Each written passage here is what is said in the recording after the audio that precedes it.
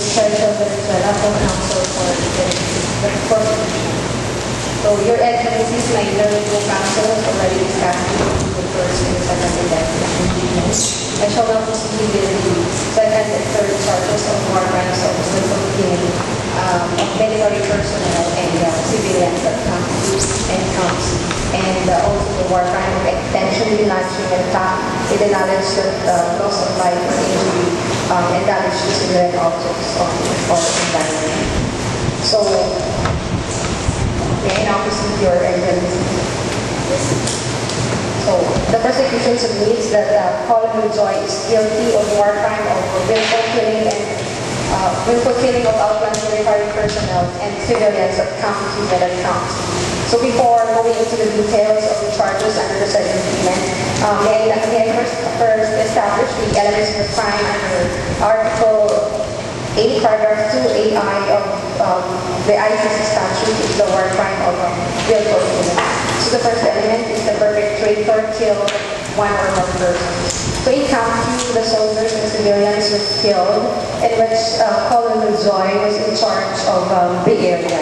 And in count Z, all men, children, including Dr. Brown, and her interpreters were beaten, killed, and raped by Graceland soldiers who were under the authority and control of Colonel Joy.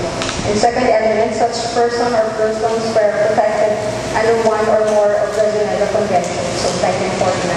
So under the fourth convention of Geneva Convention, civilians are protected in times of war, and the victims were belong to the protected persons as defined in Article 4 of the Geneva Convention.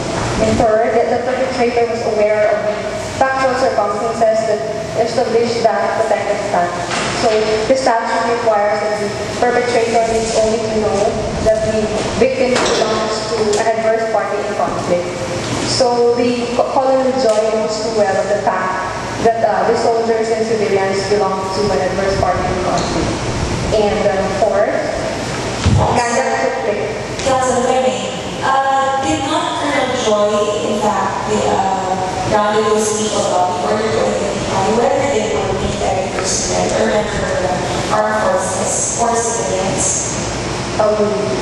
They were, no, I think your excellencies know that they were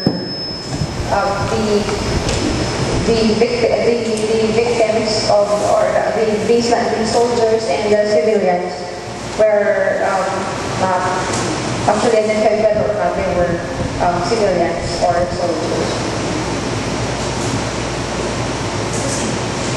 Okay, thank you, Your Excellency. So the fourth element is that the conduct took place in the context of, it was associated with international armed conflicts. So the killings took place when there was armed conflict between the baseline and the outlet. And the fifth element is that the perpetrator was aware of the factual circumstances that established the existence of the armed conflict. So Colonel Joy, as a commander, officer, and as in charge of all the areas where the camps were located, is fully aware of the armed conflict situation. So therefore, Your Excellency, it is established that the said indictment is a war crime of willful killing. So Your Excellencies, we now examine the violations in detail. Yes, clarifications. What is the classification of the soldier at camp that we will see as the soldiers confined under Article under the soldiers in camp or under Article under the current captured they captured the soldiers. So they have the prisoners who are status. Under the third Geneva Conventions, those captured soldiers are considered prisoners of war. So what are the protections according to the prisoners of war status? So like manner, the third Geneva Convention affords protection like civilians to the prisoners of war in times of war. from any and local group. Are they allowed to exercise their religious belief as stated in the Pax Certificate?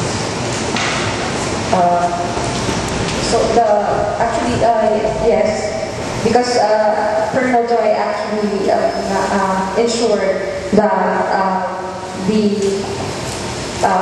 captured soldiers or prisoners of war are entitled to their rights under the Geneva Convention. It would appear that the killings of the civilians has been triggered by the exercise of religious tradition.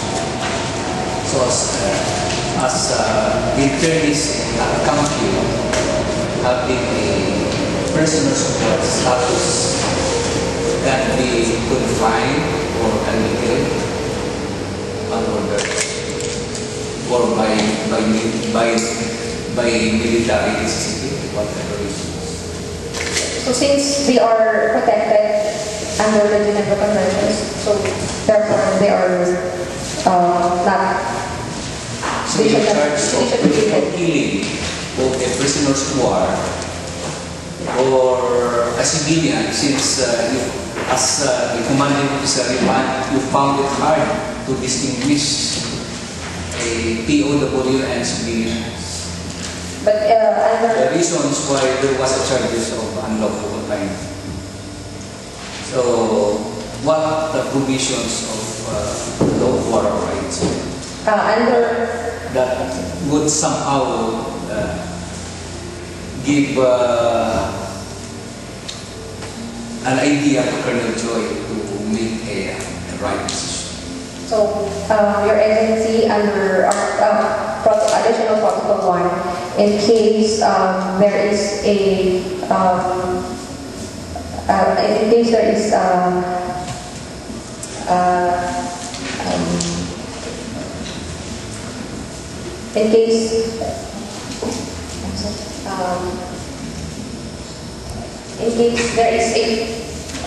whether or not whether they are civilians or not, they are assumed to be civilians.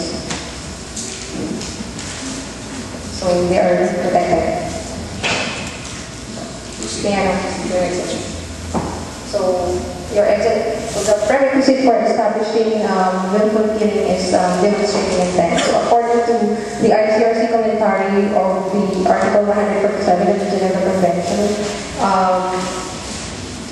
willful killing includes cases where the death occurs through a fault of willful omission, where there is an intention to cause the death. So the death of outland military personnel and civilians at Camp Unit County were results of the actions of the accused Colonel Joy, who intended to cause the death, as it is reasonable to assume he had to understand what's likely to lead to death, and which were committed against protected persons. What is your stand if a combatant was killed during a firefight and prisoners of war was killed while under internment?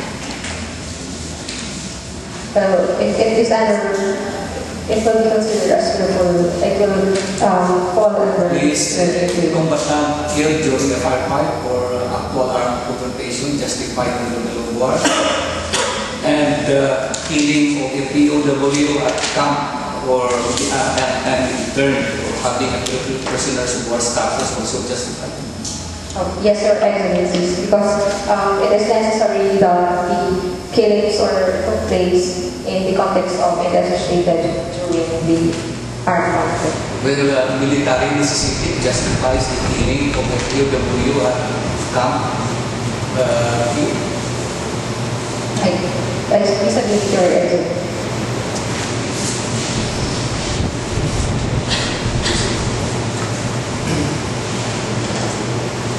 So, Your Excellencies, allow me now to establish the superior responsibility of the accused as the basis of the said indictment. So, superior responsibility is a primary. Your Excellency, I understand that my time is up. May I ask for explanation? Thank you, Your Excellency. So superior responsibility is a primary mechanism through which the superiors can be held responsible for failing to prevent or to punish crimes committed by their subordinates. So superior responsibility arises under Article 7, Paragraph 3 of the Statute of the ICC. Superior or command? Superior responsibility, Your Excellency. Not command responsibility. Yes, sir. So it states that the superior may be held responsible for failing to prevent or to punish the actions of his or her subordinates where the superior knew or had reason to know that the crimes were about to be or had been committed. Importantly, the superior is not held responsible for the underlying crimes of his or her subordinates, but rather he or she is being held responsible for failing to prevent or to punish the criminal conduct of his subordinates. So, Colonel Joy is therefore responsible for his subordinates' criminal conduct in view of the following circumstances. First, there exists a superior-subordinate relationship.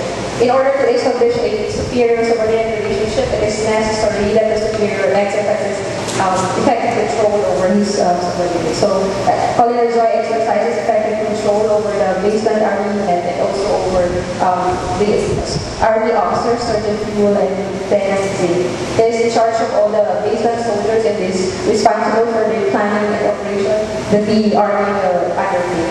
And he also has the knowledge of the crime. So this element has to be proven that the superior knew that is actual knowledge or had reason to know that is constructive knowledge that this subordinate was about to or had committed the crime.